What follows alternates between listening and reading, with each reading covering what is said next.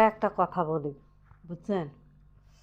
Tarique Zia family card দিতে চাইছে, কিন্তু ঘরে ঘরে দেবে না।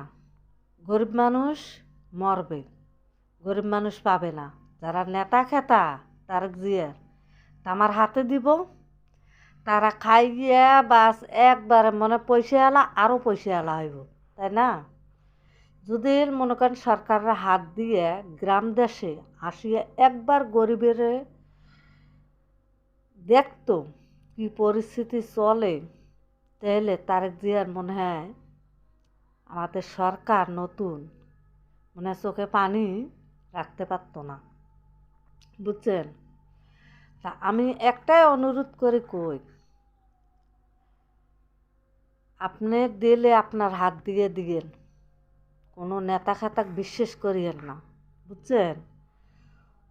হুজুরেরা কি মুনাফিক, তার চেয়ে আপনাদের নেতা খাতারা আরো বড় মুনাফিক, বুঝছেন?